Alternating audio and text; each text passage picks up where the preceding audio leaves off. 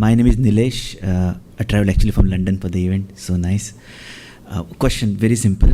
What is life? And is there, if it is, should be the purpose of life? Okay, big question, but the answer can be given directly. In the words of Sri Ramakrishna, Swami Vivekananda, the goal of life is God realization. And the purpose of life is God realization. Whatever we are seeking in life can be boiled down to this. Generally, all living beings try to avoid pain, try to overcome suffering, and try to attain fulfillment. It could be at a physical level, it could be at a financial level, relationship level, pleasure level, knowledge level, or the ultimate spiritual level. But everybody is trying to attain fulfillment.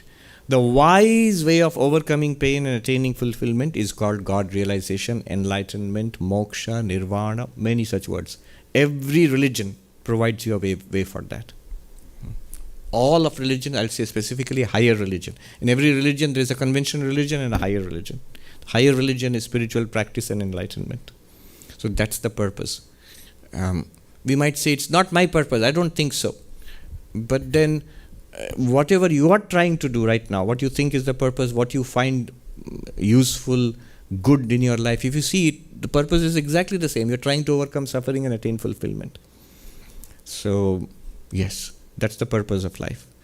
And how do you do that? As Swami Vivekananda said, each soul is potentially divine.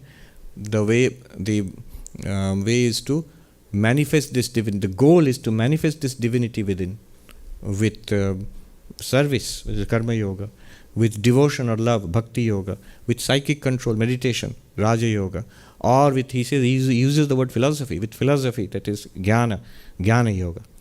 By one or more or all of these and be free. And that is the whole purpose of life, and that's the purpose of religion also. And he says books, temples, doctrines, churches, these are all secondary details. Yeah. Thank you. That's a big question.